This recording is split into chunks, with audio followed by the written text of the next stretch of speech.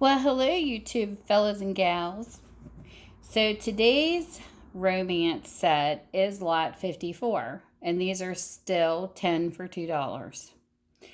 And the first book we have is called The Voyagers by Vivian Lord. It's a 1980 copyright. It's got a lot of writing in the front of it. That's what it looks like. And this is what it's about. The Winstons. They brought opulence to the high seas and a legacy of luxury that denied them nothing. Sarah. She defied her father and married the only man who could bridle her spirit and capture her heart. Adam. He had two passions, ships and women. He built a shipping empire with his bare hands and took his women the same way. Regina. Rebellious, headstrong, she was Sarah's daughter but determined to be Destiny's child. Kate, she carried the Winston blood into a new age and discovered that the oldest of passions never fade. So these are the nice, thick romance type books, and this is book number 1. Book number 2. This is called The Man from Stone Creek by Lael Miller. This is a 2006 copyright. What the book looks like. This is what it's about.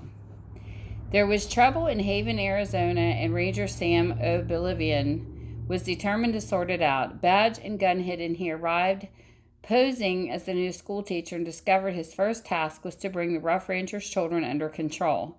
So he started with a call on Maddie Chancellor, a local postmistress and an older sister of a young boy in firm need of discipline. It never occurred to Sam that Maddie would turn out to be a graceful woman whose prim and proper stamps battled with fire in her eyes. Working undercover to capture rustlers and train robbers was a job that had always kept him isolated and his heart firmly in check until now. But there was nothing about the postmistress that had him unwillingly tempted to start down a path he'd sworn he'd never traveled. Don't miss this delightful story from the Queen of Western Romance, Lael Miller. So there is book number 2. Book number 3. This is Elyza by Clare, Darcy. This is a 1976. That's what the book looks like. And this is what it's about. A young lady in disguise and a man of distracting mystery. Lovely Azalea Lay was wearing the clothes of a boy and on the brink of humiliating comeuppance at the hands of crude innkeeper when she was rescued by handsome, elegant Cleve Redmayne. But Redmayne, curiously, was not quite what he seemed. His fortune was fabulous, but its source was unknown. His manner was aristocratic, but his lineage obscure. His gallantry was irresistible, but his true feelings madly elusive. Elyza had long known what she didn't want, namely an insidious arranged marriage to the dullest of lords. But now for the first time she knew what she did want as she fell under the spell of this most dazzling and dangerous man, risking all in a game where kisses courted scandal and love might mask a heartbreaking lie. So this is book number 3. Book number 4. This is Christmas Celebration by McAllister and Kasey Michaels.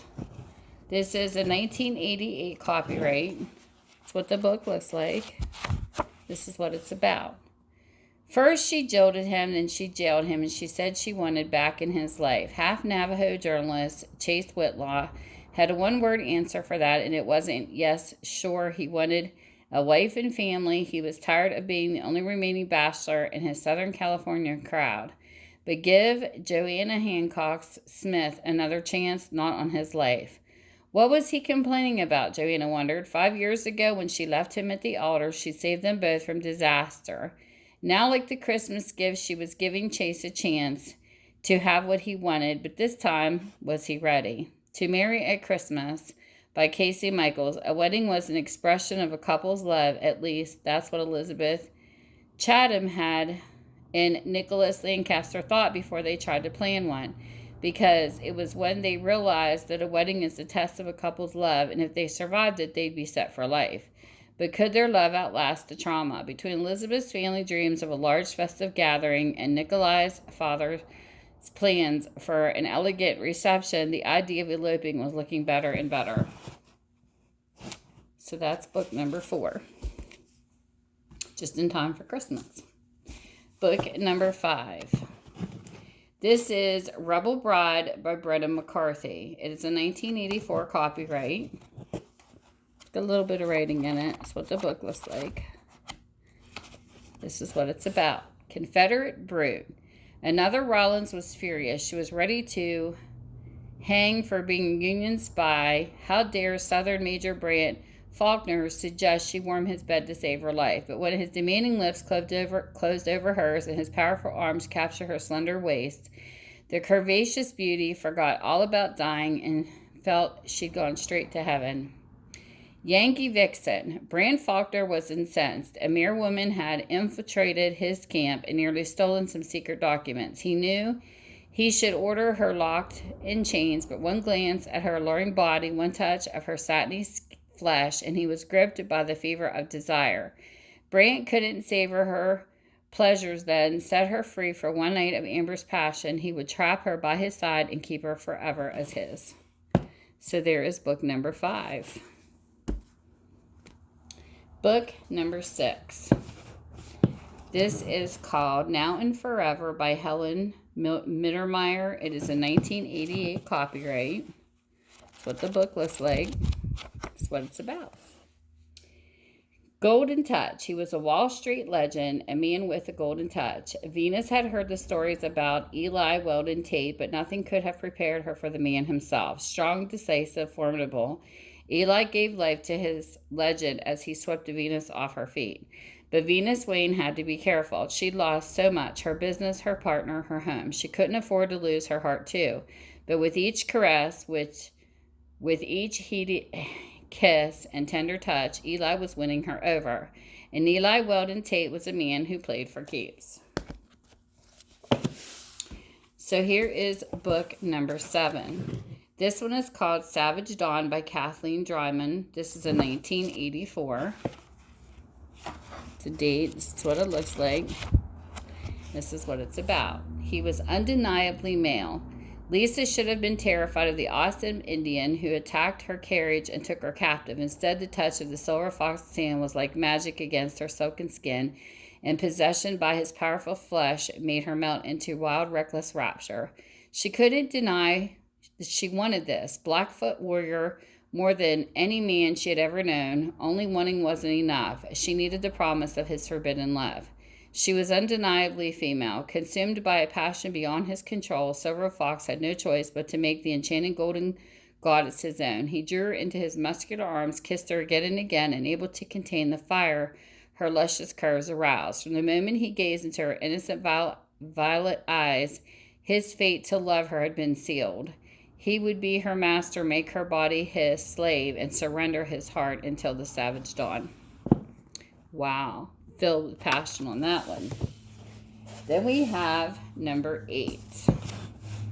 This book is called Mari's Caress by Roberta Clark. It is a 1983 copyright. Just lots of good books in the 80s.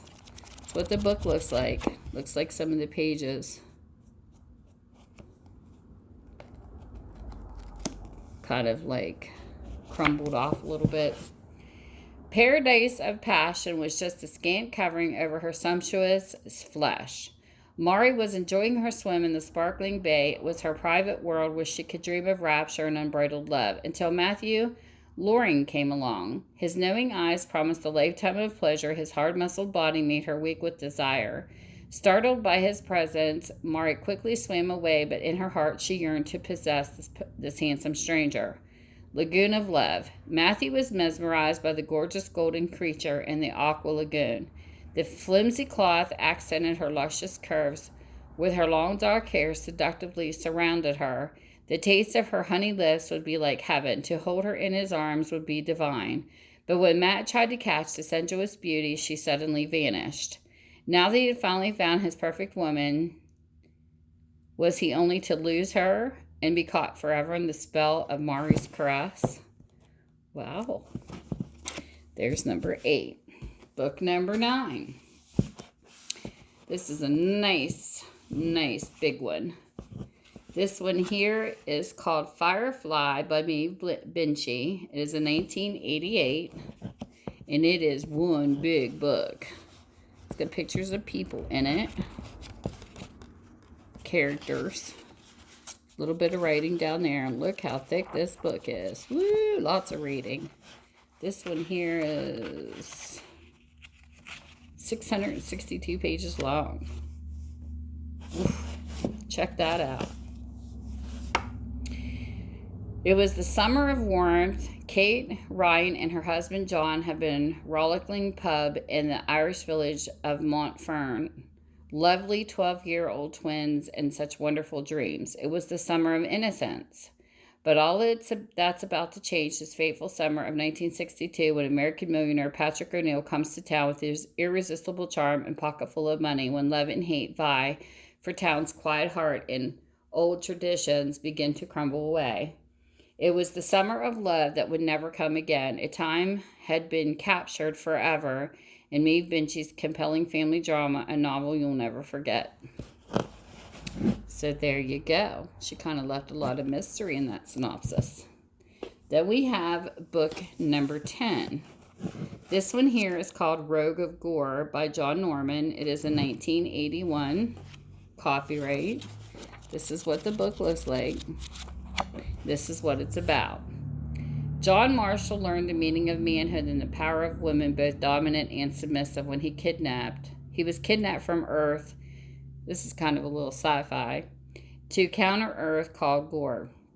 Winning his freedom, Jason set out single-handed to win his own place and on that glorious barbaric world on the other side of the sun.